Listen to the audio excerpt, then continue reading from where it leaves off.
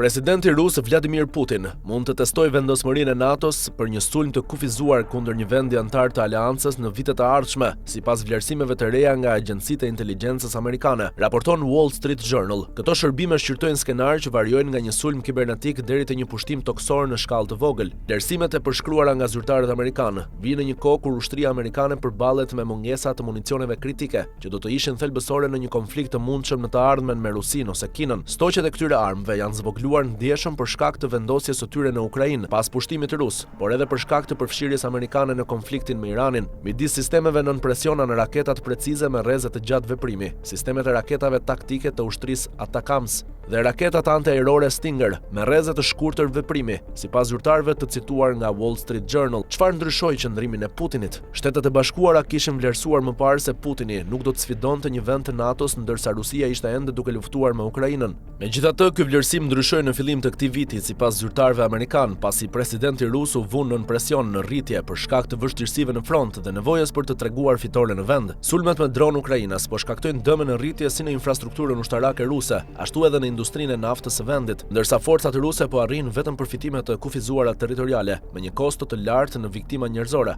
Zyrtarët amerikanë dhe evropianë po shohin shenja në rritje se Rusia po kryen veprime testuese për të vlerësuar përgjigjet e NATO-s, të tilla si rrëzimi i raketave ruse në Poloni dhe hyrja e dronëve në Rumani. Sipas zyrtarëve amerikanë, nëse Moska do të sulmonte një vend të NATO-s, ndërsa lufta në Ukrainë vazhdon, qëllimi i Putinit do të ishte të shkaktonte përçarje në aleancë. Pyetja është se si do të reagonin Shtetet e Bashkuara në një situatë të tillë, tha Heather Conley, një bashkëpunëtore e lartë në Institutin Amerikan të Ndërmarrjeve. Qëllimi i Rusisë ka qenë gjithmonë të sfidojë besueshmërinë e NATO-s dhe të largojë Shtetet e Bashkuara nga aleatët e saj. Kërcënimet e mundshme variojnë nga një sulm kibernetik kundër një vendi të NATO-s, ose dërgimi i grupeve të armatosura të pashënuara për të pushtuar territorin, deri në një pushtim të kufizuar ushtarak të krahut lindor të aleancës. Afati kohor që po shqyrtohet nga agjencitë amerikane shtrihet nga vjeshta e vitit 2026 deri në vitin 2029. Skenari i një pushtimi toksor nuk konsiderohet ende veçanërisht i mundshëm. Megjithatë, vlerësimet tregojnë se rreziku rritet me kalimin e kohës. Një veprim i tillë është konsideruar gjithmonë shumë i pamundur, pasi do të aktivizonte nenin 5 të NATO-s, i cili parashikon mbrojtje kolektive të shteteve anëtare. Megjithatë, neni nuk është aq i qartë kur bëhet fjalë për sulmet kibernetike ose format e tjera të luftës hibride. Si do të reagojë NATO?